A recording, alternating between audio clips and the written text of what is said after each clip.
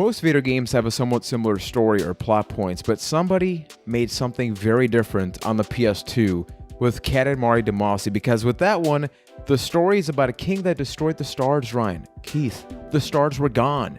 And it is up to a prince to rebuild the stars, rebuild cosmos by rolling up dogs, cats, sheep, entire villages into a ball. Yes, this is an actual video game that came out in 2004, and it actually got an HD remaster on the Nintendo Switch, so we figured, hey, it's such a weird game, why not talk about it on another exciting episode of A Cast to the Past. You can check out a brand new episode of our podcast each and every Sunday where we talk about the weird games just like this one, but we're also not afraid to delve into the more traditional things like Grand Theft Auto 3, the Super Mario Brothers movie. Yes, we've actually talked about that, and sometimes we go into the more real route. Recently, we reviewed Office Space, so if you have a case of the Mondays, we can actually join you in that ride. And my name is Juan Velas. I am from Puerto Rico, and joining me as always, first of all, from Boston, Massachusetts, we have Ryan McNulty. Now, Ryan, when talking about this game, I think that one of the biggest things that is just so weird about it, more so than the story, is the visual, the art style. What did you think about it when you first saw it? In some ways, it did kind of remind me of almost like Wind Waker with kind of the cartoon, cel-shaded type of look to it. But then the characters are almost kind of Minecraft-like, where they're really blocky and stuff. But then the aliens almost look like something out of like Hey Arnold with the football-shaped head, you know? So, oh my god! Or they never got like a made that yoga mat comparison. for a head or something like that. Wow. So a lot of converging visuals in this game. So the other person that we have here is from London, Ontario, Keith Poshik. Keith, Hello. what would you categorize this in terms of a genre? Because usually it's really easy to look at a game and be like platformer, adventure. How would you present this to somebody that's never seen it or heard about it?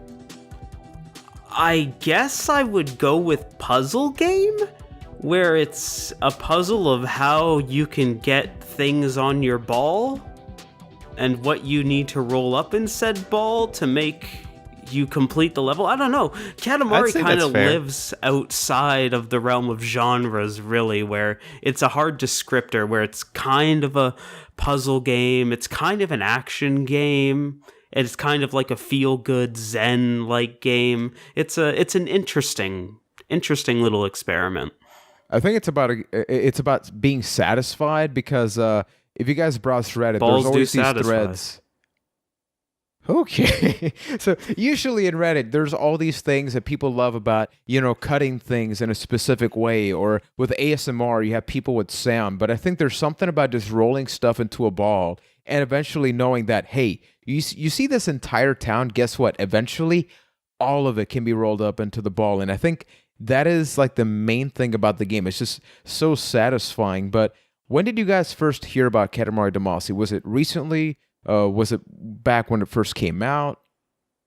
I heard about Katamari back in the PS2. I had never played it until recently, but it was this weird thing. Like, you know how sometimes you hear about crazy Japanese games that you need to import to see for yourself because this is just like nothing you've ever seen before. Katamari was one of them for me, another one being Yakuza 2, but just the zeitgeist around this game on like early message boards and forums of this strange thing that nobody really knows what you're supposed to do in it, but it's just fun enough that you can go do it and still have a great time, and the music is amazing while you're doing it. A very culty feel to Katamari. Even though I never touched it until recently, it's always had my attention.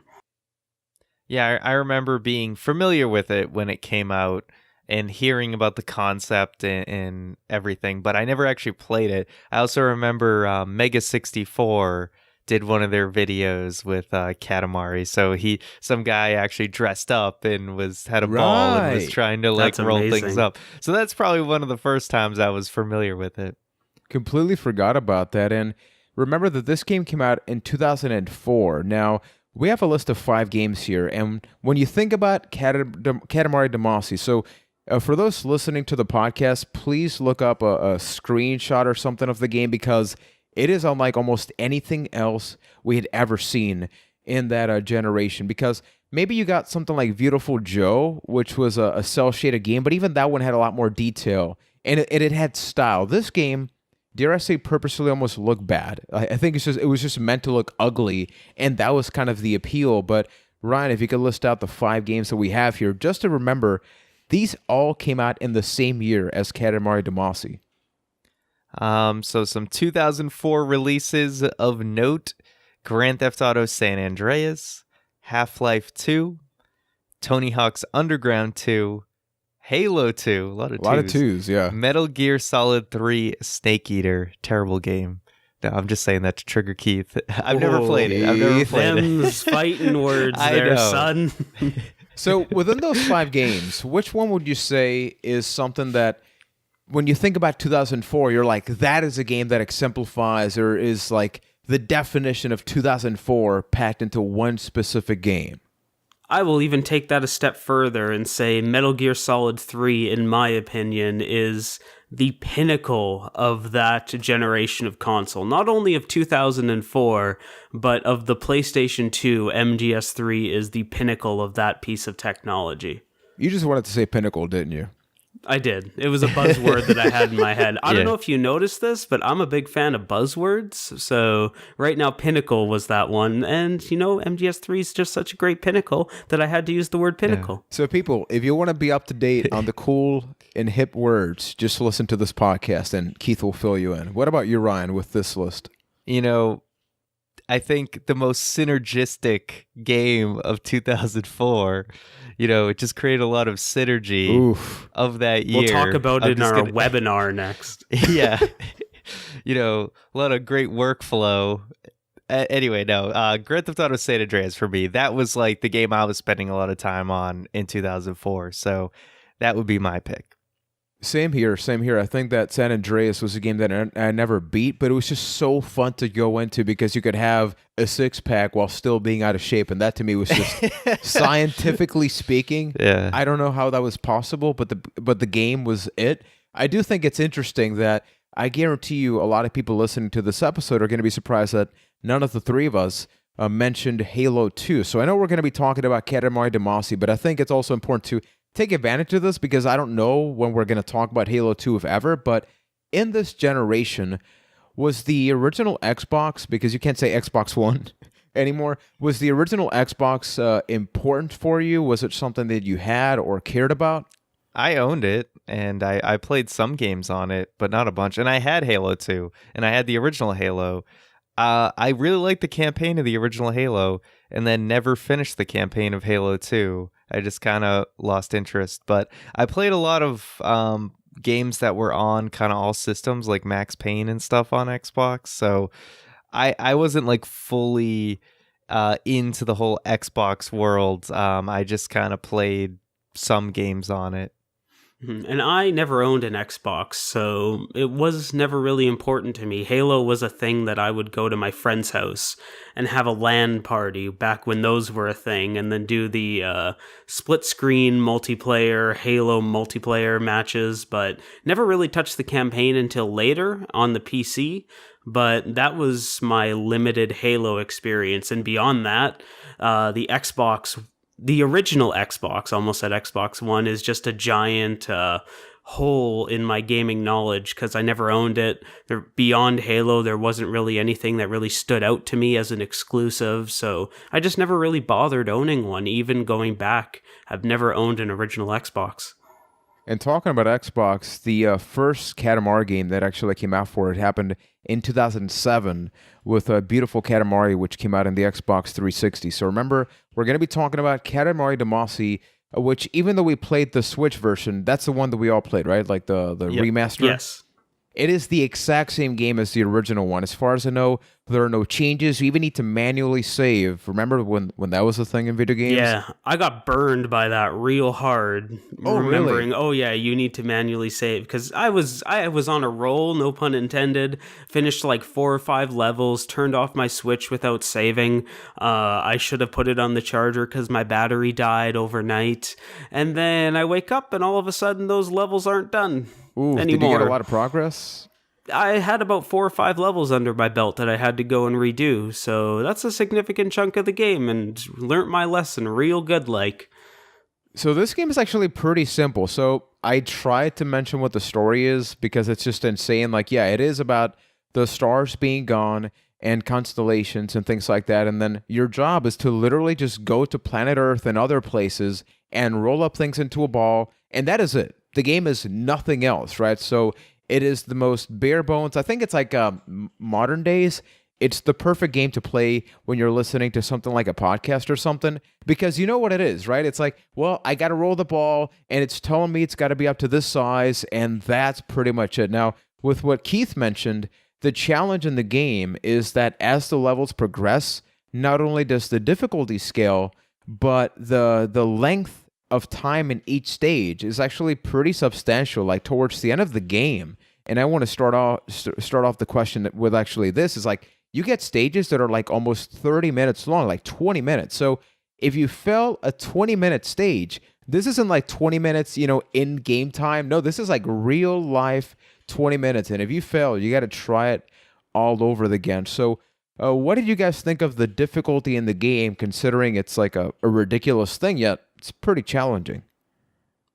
I honestly didn't mind it because I didn't find the actual difficulty of the game to be all that challenging. I think beyond one of the challenges that I'll get into my gripes with later, I didn't find the requirements that hard to meet. It was a little bit stressful at the beginning once you're like building up your small Katamari and I'm not able to hit everything, but every level kind of had a point that you are over a hump and now you can just roll pretty much over anything and quickly get those last few meters or centimeters that you need. So the time frame didn't feel very challenging or very significant to me, but it was kind of cool and kind of different to be like, okay, I need to sit down here for 12 minutes, and if I screw up, then that means I just lost 12 minutes, and there's no fast retry button either. If you fail, you have to go back to the menu, you have to reselect that mission again,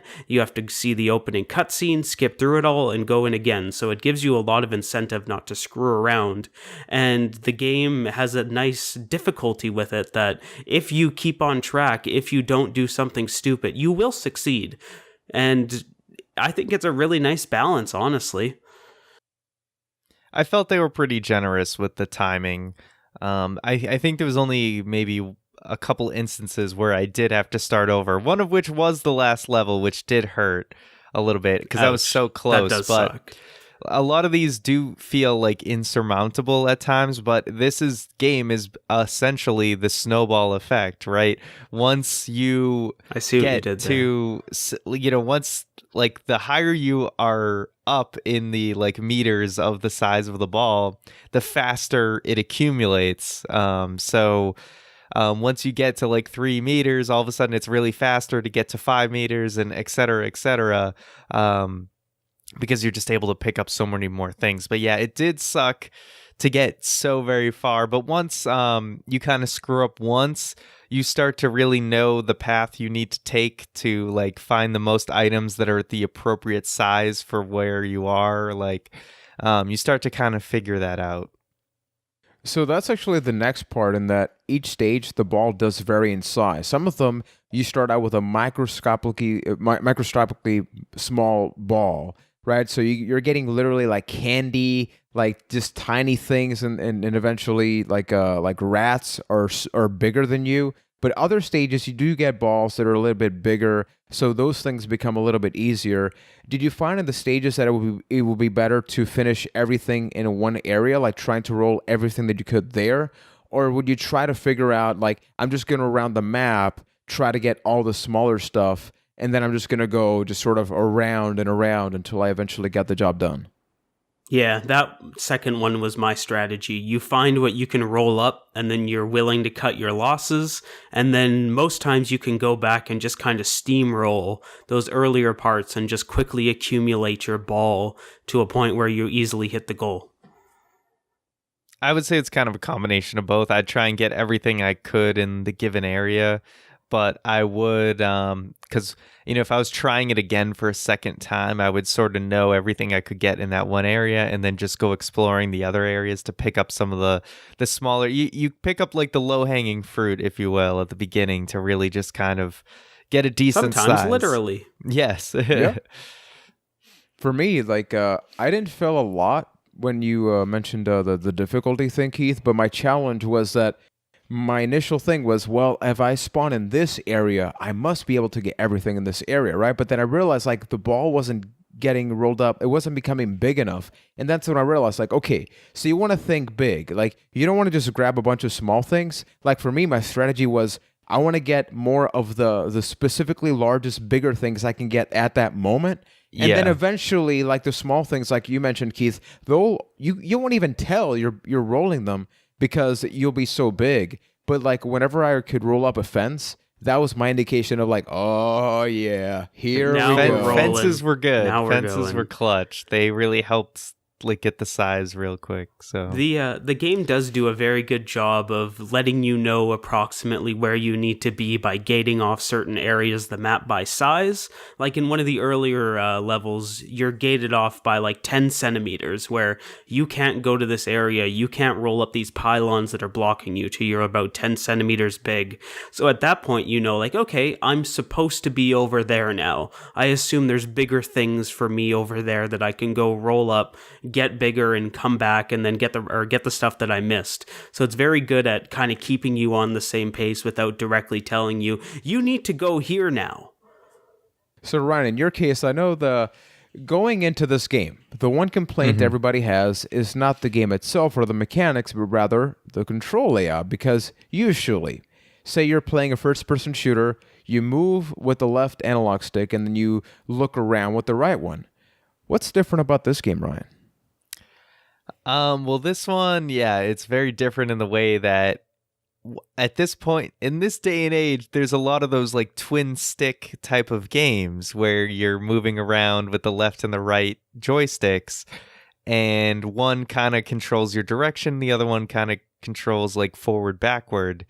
And this game doesn't necessarily adhere to that, whereas like it's more like your left and your right hand, so you kind of move them like one up, the other one down to start to turn one way, or one down, the other one up to turn the other way. And then you like double click them to like turn and face the other way.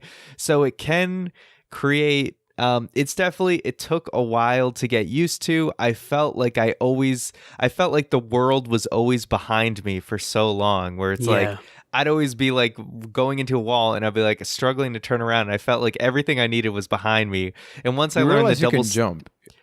Well, no, once I learned the double stick tap to go to the other, to flip that was over a the other way. game changer. Yeah, that was really the game changer, because you feel like you rush through something really quick and most of the map is always behind you. So to learn to turn and to instant quick turn was big. I still never felt 100% comfortable with it, but I definitely got a lot better with it.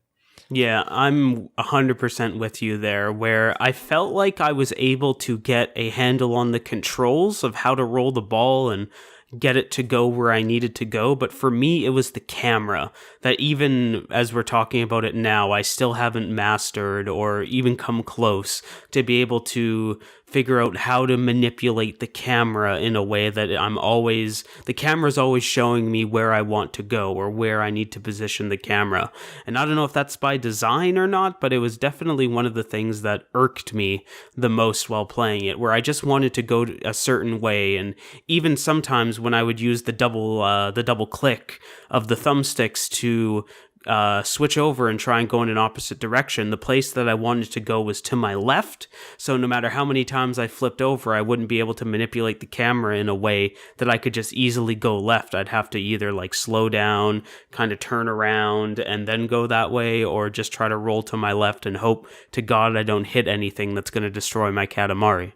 I know it's going to be a weird example, but something like Dark Souls, it takes elements of games that are usually pretty simple, but the movement of your character is very much the main thing about the game, right? It's how you understand that. You know, any other game like Assassin's Creed, you move forward and he'll climb stuff. But Dark Souls makes sure that every little step is something that you have to master. And I feel Like this is somewhat similar here where yeah, ideally they could have done a layout which is like the traditional, move with the left and aim with the right.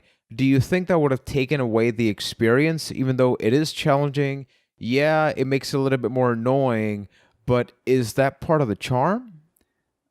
I feel like the game might be too easy if they Yeah. had the more simplistic controls, because I think part of it was struggling with the controls that made it difficult and kind of navigating the world.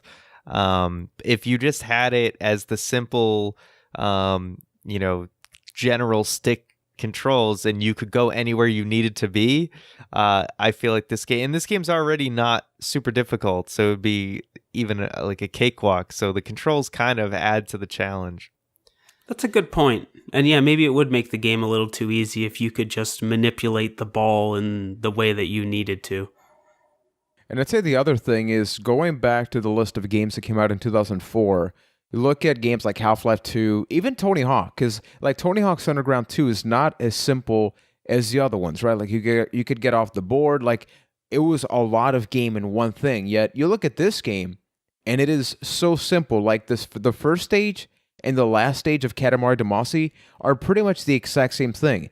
It becomes bigger in scale, but you're literally doing nothing different than you were at the beginning of the game. You're not getting a different ball. Yeah, the size is different, but the mechanics is the same. Is that a bad thing, or do you think it's nice to have a game that doesn't try to be more than what it is? That's what I was going to say is probably my biggest problem with the game, is that it never evolves. It doesn't take that next step into like greatness, in my opinion, because you can look at a game like Portal, which you start off with just the concept of a puzzle game with two portals, but then it takes that next step of now you're escaping a facility and your environment is very different. It's not just these simple puzzles anymore. It's a totally different thing. And you realize the thing you were after is evil or whatever, the thing that was helping you.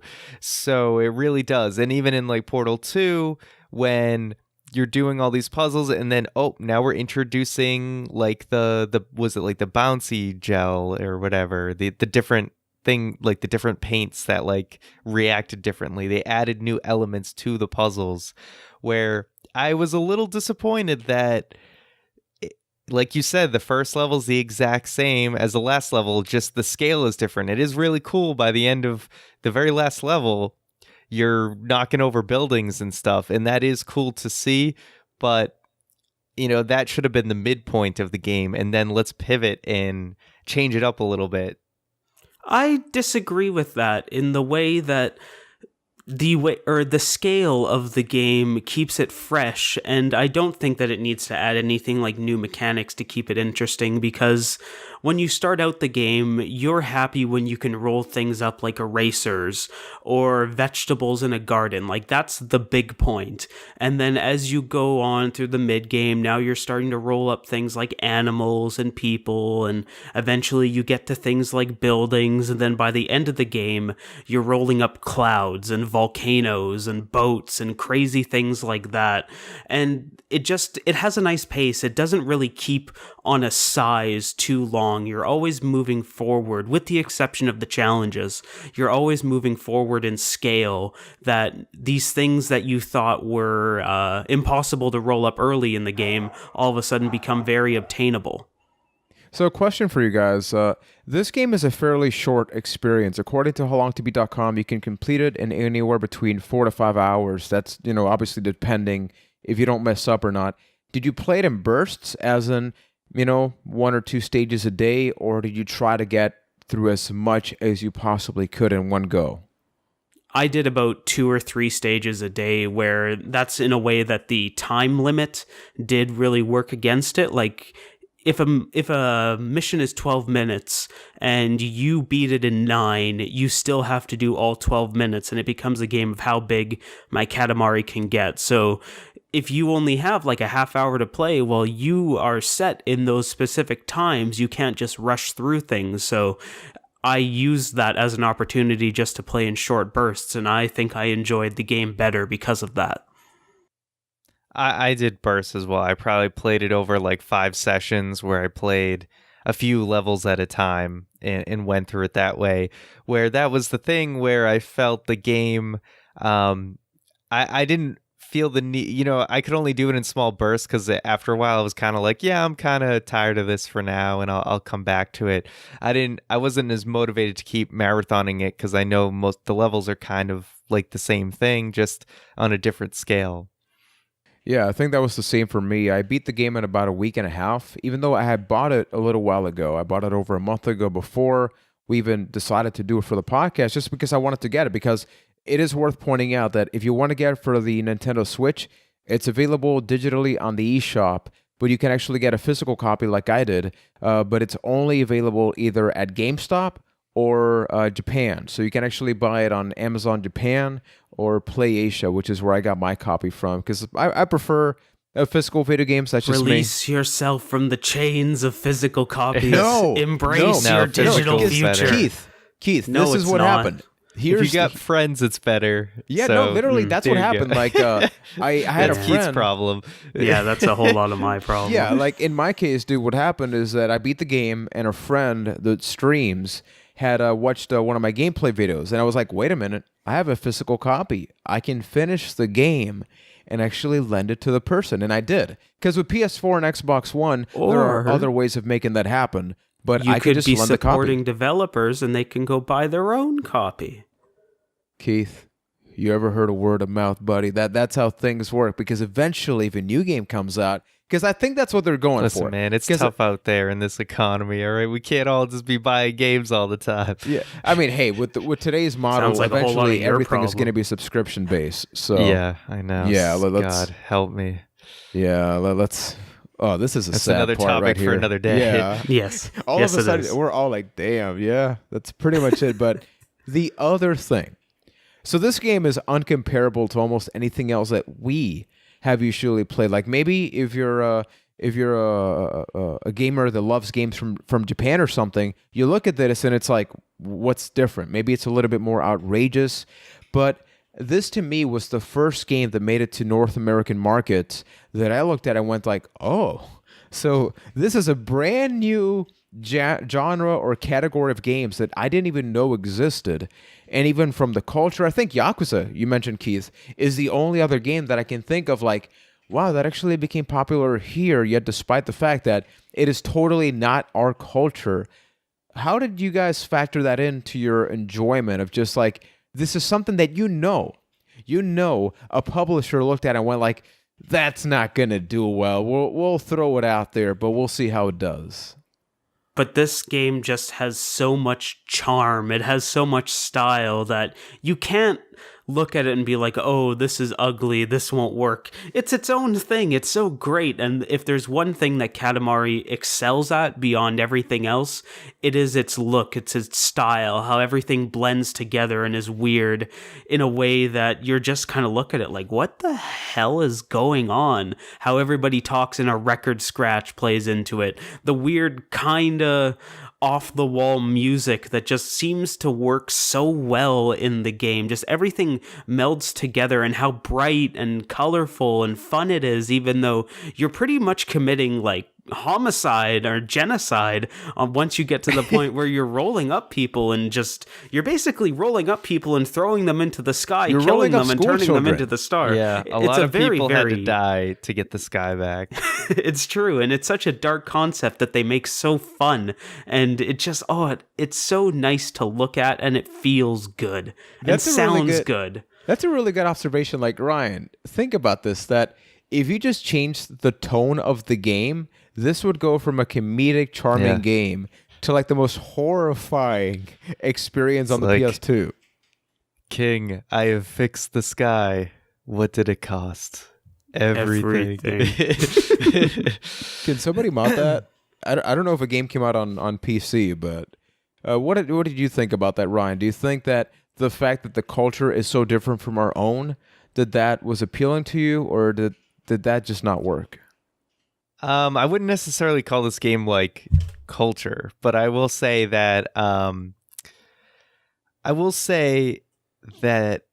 this game, it's kind of, to me, it's like an average puzzle game that once you add the style, it's got personality. When you wrap that all in, that's what makes it stand out, right? It's got charm up the wazoo, personality, everything. It all really works to add to that presentation. And I do really appreciate it. I mean, you look at the intro, and that's what I picture. If Juan had an acid trip, that's what the intro is of this game.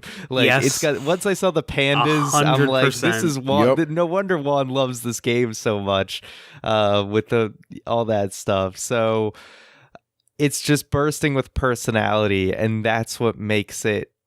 That's what I think a lot of people adore about this game.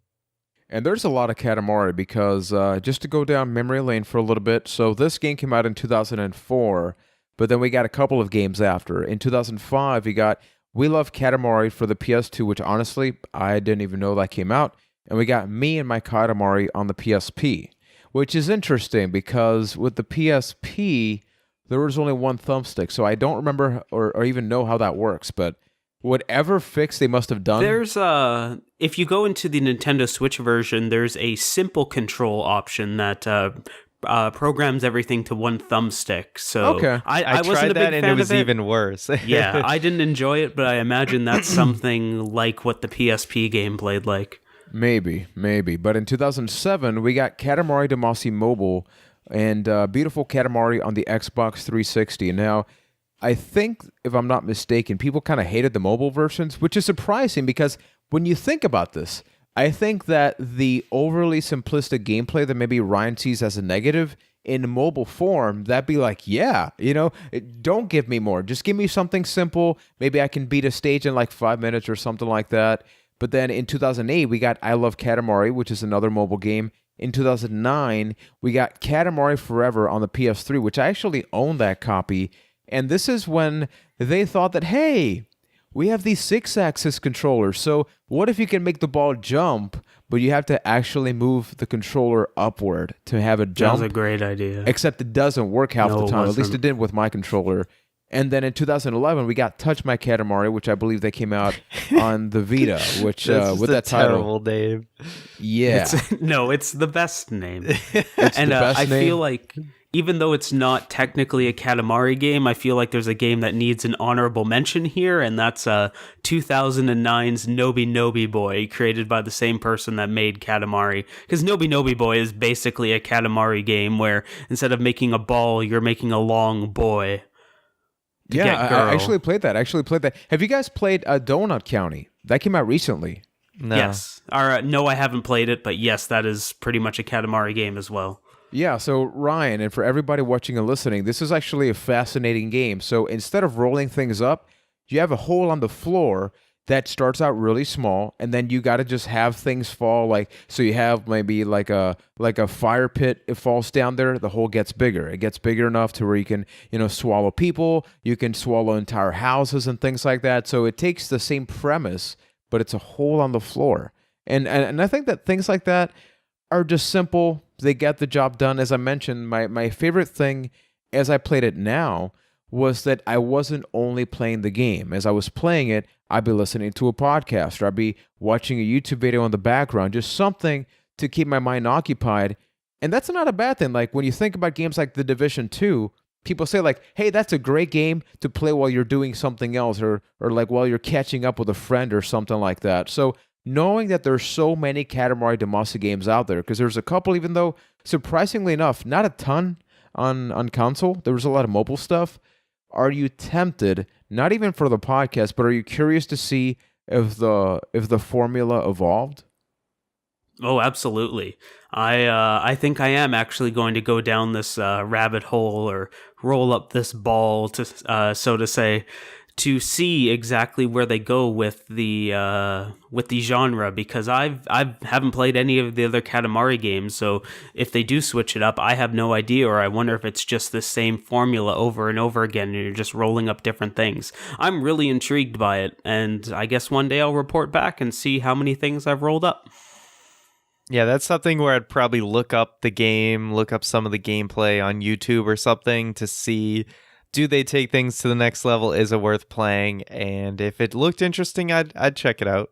I'm looking at the back of the box of Katamari Forever, and right now, it does seem like it's maybe a little bit more of the usual, even though this one has 2 players, so that would be interesting. How does... I don't even know how that works. They only had verses, I think, right? Nope, there was a Reroll. co-op version. In Reroll, there was a co-op version where one person gets a stick, basically. Like, player 1 controls left, player 2 controls right, and you have to work together to roll the Katamari. Oh my god, that just sounds like getting into a fight with somebody. Yeah, I tried it, not recommended.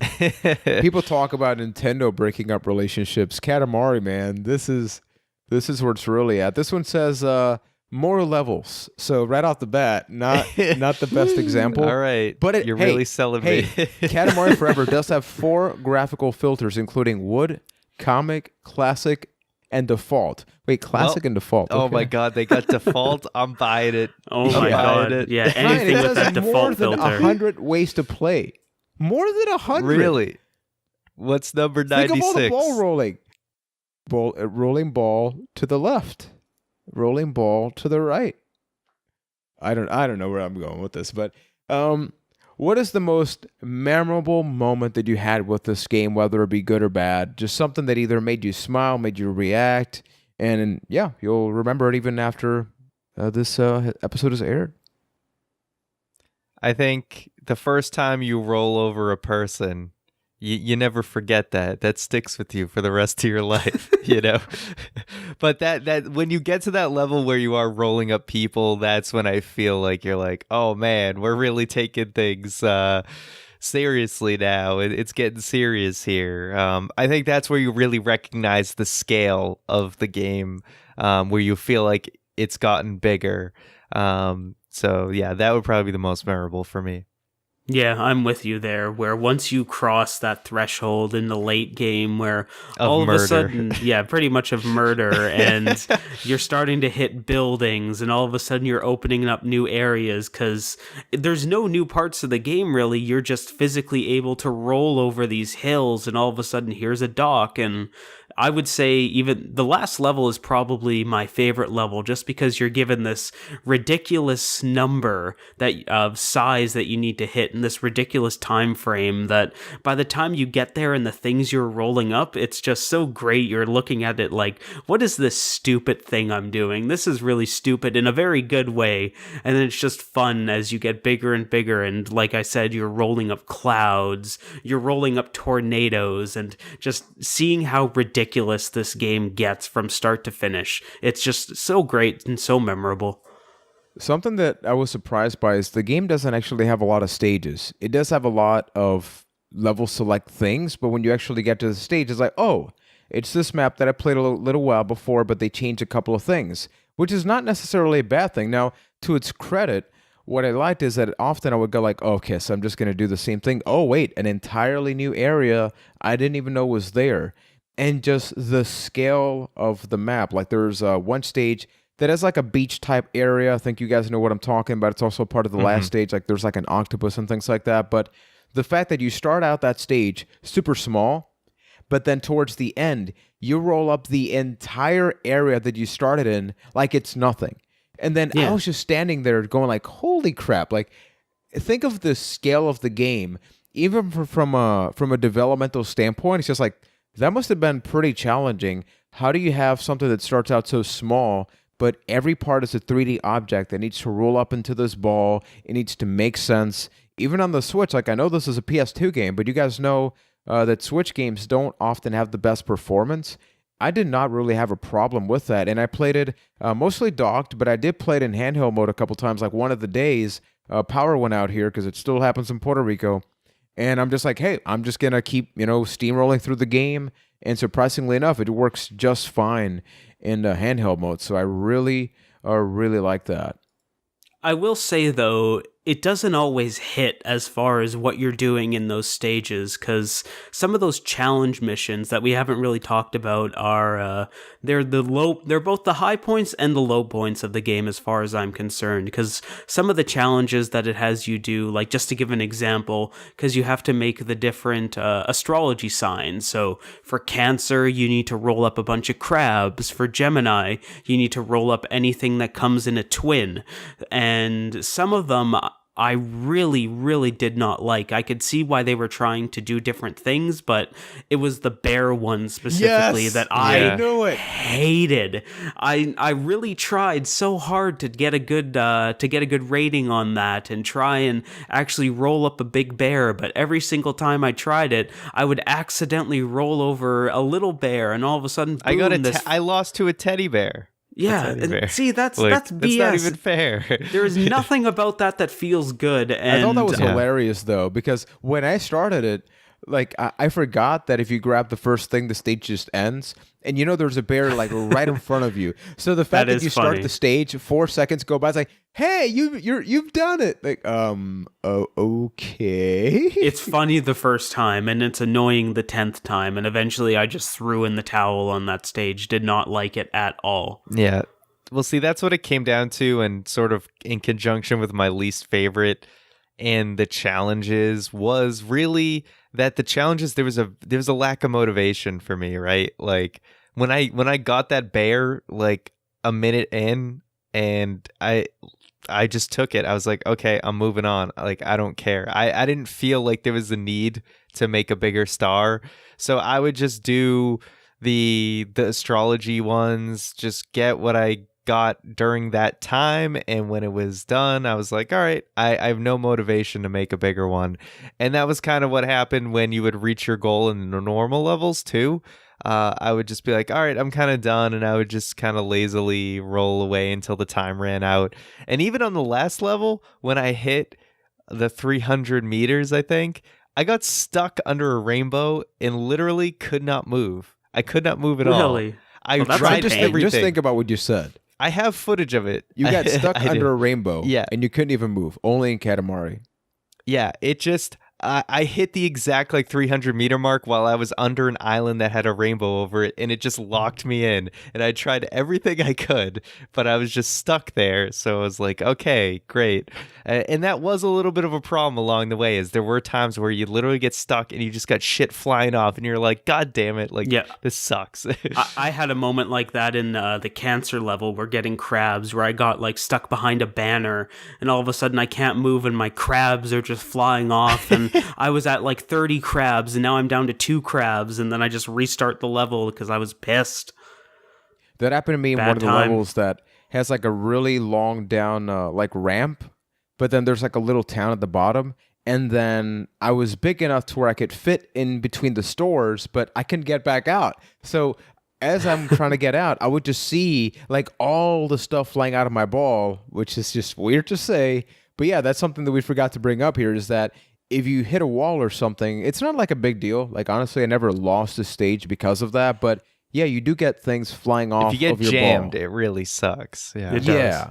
And from a design standpoint, like the camera, they tried it. Like sometimes when you're big enough, it just kind of like tries to like have a circle around your ball so you can kind of see where you're at. But those are the little things that, yeah, I'm hoping got better in the later games. Although, even though I didn't play a ton of the PS3 one, I remember thinking, hey, it's more Katamari, which is not necessarily a bad thing, but I do think the fact that they made a remaster, even though nowadays like they've remastered even the most random games, right? So I don't think maybe that means a whole of a hell lot, but considering the fact that they actually went through the trouble of doing that, and it works pretty damn well, and it was $30, so it's not full price, $60 or something like that. Do you think they should explore something like that on something like this Switch, or do you think it should just be a matter of like, hey, if you want to play the other ones, play the other ones that are already out there? Absolutely. As far as I'm concerned, port everything on the Switch. Make every game ever made on the Switch, and I'll be happy. I'd have to see how they handled the rest of the series before I'd be like, oh, this is what they should do for the next one. So I'll have to look more into that. But I mean, yeah, why not have more games? I'd like to see more like virtual console type stuff on the Switch first, but maybe someday. Yeah, for everybody watching and listening, I think this would not be a bad topic in itself, but just maybe teasing it here a little bit. Ryan and Keith mentioned something that's very common with the Switch, which is we listen to the Giant Bombcast, at least I do a lot, and something that they themselves poke fun at is that they'll say, oh, this is perfect for the Switch, which really could be said about any game, because it's just about the fact that something is portable. Like, think about Mortal Kombat 11.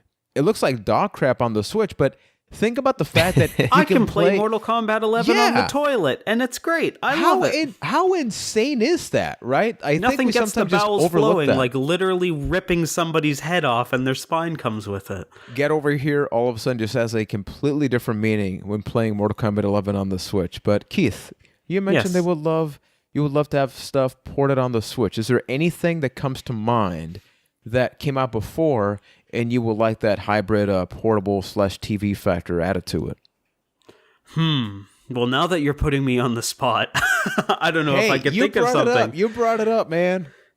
That's true. My favorite thing for the Switch are these smaller, almost borderline indie games. I don't know if you could call Katamari an indie game, because indie games didn't really exist on back when it first came out, but these more bite-sized, I can pick this up for 20 minutes, play it, and then put it down. Those are my favorite experiences that I tend to lean towards on the Switch. Like, outside of my play in Katamari, right now I have a deep borderline dark obsession with Stardew Valley, because I can pick it up, do 2 days of farming, put it down, carry on, think about Stardew Valley for the next 22 hours of my life, pick it up again, and then play a couple more days. But I really love those bite-sized experiences on the Switch, and they do tend to come in more of the form of the indie games.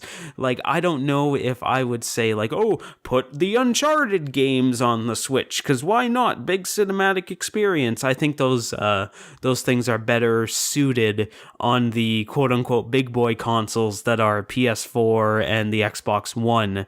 So if you give me more stuff that I can pick up, play for a bit, put down, and do about 10, 20, 30 sessions of that in order to beat it, I am more than happy to do so. And Ryan, in your case, you brought up the Virtual Console. So Nintendo does technically have retro games, but I don't think anybody looks at the Nintendo Switch online service and goes, "Yeah, like, oh my goodness, a bunch of NES games, most of which I wouldn't even play." A joke. Just give me the Wii U Virtual Console. Just literally, just put it there. I don't understand what their issue is. Did you own a Wii U or play it? No, but I'm like tempted to get one, because I'm like, where the hell is the freaking store? I'm waiting for it, and I want that, and I want Wind Waker HD, and I want Twilight Princess HD. That's what I want. Just give me those. But it's like Wii and Wii U both had Virtual Console. I don't know what the hell they're waiting for. I think that the Switch is actually going to be very responsible for bringing other games like Katamari Damacy just in modern days, because everything is selling on the Switch. Like, when you compare the Switch to something like PC, it would be that, hey, you release your game on Steam because there's enough PC gamers out there, and with the sales, naturally somebody's going to buy your game, right? Like, now it's to the point that, hey, if you want your game to have a good amount of fans and have people buy it, you put it to the Switch, because if you go to the eShop, there have been games that I've seen for 9 cents, people. 9 cents. There was a game for a penny. Insane. I own a game that is 1 penny, and it broke the top 10 because everybody was buying it. But you also do get, between all of that crap, you do get some good games like Katamari Damacy Reroll. Are you telling me the game that cost a penny was crap? I don't believe you. Okay, I actually played it for about 30 minutes. You cannot tell me, look me in the eye. Yeah, look me in the eye and say you did not get your money's worth for your penny game. Fractions of a penny.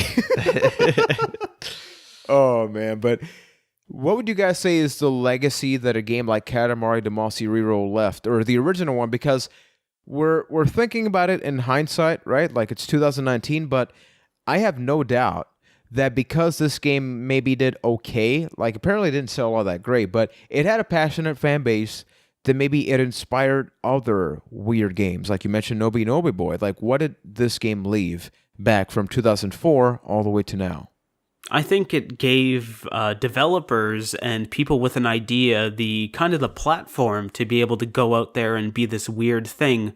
Because when we talk about the other games that were huge in 2004, and I can take nothing away from any of them except maybe Tony Hawk Underground 2, because it's not a very good game, but all of those games kind of followed a formula where it's a kind of gray shooter, or everything had to be an action game. Everything was moving forward. It was a big, large-scale game. But then at that same time, Katamari came along and was like, you know what? You can just have fun. If you have an idea, you can go out and do it. And you see a lot of that these days with indie games, with smaller games in development. And really, Katamari, I would say, is one of the forefathers of that movement. And you don't have to be like everything else. If you have an idea, you can go have fun with it and just do something different. Not everything needs to be this giant blockbuster game that sells millions of copies. It's okay to have something on a larger scale and is just around to be fun. Absolutely, absolutely. Ryan, anything you want to add to that? I just think it kind of paved the way for, just unique ideas that could be accepted, and I think it was definitely a big inspiration for a lot of the smaller indie games that we see on Steam and on the Nintendo Switch store, as just you take this cool little concept and turn it into a really charming game. Yeah, I think that for me and any other game that's like this is similar. When we made the transition from 2D to 3D, I feel like developers were like, well, now it's all about the real dark and gritty stuff. But then here comes something like Katamari Damacy, which reminds you, hey, we can use 3D for creative stuff that is not necessarily realism-based. If anything, we actually take it all the way back and try something else with it. So I think it, much like you guys mentioned, it's all about challenging the developers to think outside of the box, to try something else. And maybe, yeah, in 2004, it didn't have the market because most of the people were not looking for that. Like the fact of the matter that Keith said, hey, I've known about this game, but you look at the menu of other games that came out in 2004, and honestly, can you blame somebody for not playing Katamari Damacy? No, because we were kids. It's not like we had full-time jobs there to go like, hey, I got to pick. Much more likely to thrive in today's market, right? Like, can you imagine a Keith that only played Katamari and not Snake Eater, Ryan? Yeah. Or I mean, think can't of something imagine that person. like that game Getting Over It, right? On Steam. Yeah, exactly. These are the types of games. It's like, it's just a little concept game, but it's like, yeah, this is it's a great time to re-release it because this is the era. It was ahead of its time, I guess you could say. It's just like, maybe it wasn't enough for people to buy in when it was a $50, $60 release, but when you can kind of price point it at a smaller game, it's really a good time for it. Agreed. So everybody watching and listening, please let us know what do you guys think about Katamari Damacy. I have no doubt that most people have not played it, but you've always been contemplating it. You've always been thinking about it. We had somebody on the Discord say like, hey, I've always heard about it, but I'm afraid. So and we do have, what Discord would that be? That would be a castofthepast.com/Discord, all lowercase. Discord really is the best place where you guys can just catch up with us. Sometimes we'll shoot the breeze, or you guys and gals can leave suggestions, and then we can actually react to that. Like some of these episodes have been directly inspired by some of the Discord conversations, so you can definitely do that, or send us an email to acastofthepast@gmail.com. I feel like we have an interesting conversation there when you brought up, Keith, talking about remasters. I see those as a good thing because a lot of people just haven't played a lot of stuff. Like, we grew up playing GameCube, and we've had a lot of people. I have friends that are like, I never owned a GameCube. So just think about all of the games they never experienced that now, if they came out remastered on the Switch, not only would they look better and perform better, but people that never played them back in the day will be able to experience them. So for everybody that's enjoying the episode, please let us know. Send us a tweet, a cast of the past. And what are some of the games that you think should be remastered? And maybe we do a shorter episode about that, because I feel like that is a really good conversation to have. And Mr. McNulty, if people want to check out the archives, what's available right now? Well, we got plenty of episodes you can check out either via your favorite podcast app or over on youtube.com/A Cast to the Past. And those episodes include looking at another PS2 game, Grand Theft Auto 3. That was a game that was a big part of all of our childhoods, I'd say, even if we maybe shouldn't have been playing it when we were younger. But we went back and took a look at GTA 3 and how does it stack up today. We also took a look back at one of Juan and I's favorite movies, Office Space, pretty recently, so that is available to check out. Great cult classic movie. And then looking at the PlayStation 1 N64 era, we took a look back at one of the most influential sports games, Tony Hawk's Pro Skater 2. That's the good Tony Hawk 2, not Tony Hawk Underground 2. Oh boy. I gotta play that. Even though I own Tony Hawk's Underground 2, I played very little of it, but if anybody that is listening, you enjoy the show, the absolute best way you can support us is honestly by leaving a review on your podcast platform of choice. There's a ton of podcasts out there. We know that retro gaming is cool. That's what the cool kids enjoy nowadays, right? They don't talk about the new games. They talk about them 80s. They talk about them Retrons, the Polymega. There's a lot of good stuff there. So yeah, just leave a review. We will definitely read it out loud. It is the least that we can do. You can also support us directly by going to acasttothepast.com/Ko-fi. That is Kofi. It's just a place that you can almost buy us a cup of coffee. Lets us know you guys and gals care about the show. We give you a shout out. Think it's all good, right? So up until next time, medium, folks. Raspberry flavor shot with sweet and low and almond milk, please. You're a fancy lady, aren't you? In my case, I like some coffee espresso with a little bit of heavy cream. I like mine extra creamy, right? I just like a black coffee. Well, the thing is, your definition of black coffee to me is like water. Like Puerto Rico. Yeah, that's fair. Yeah. You guys are monsters when it comes to coffee, and it's like tasting basically toilet. Whoa. Wow. Okay. I take offense to that, but we'll talk about that in another episode of A Cast. I'm doing the outro before this goes on. A Cast to the Past. Keith, tread Toilet lightly, my water friend. Coffee. Apologize. I will not apologize.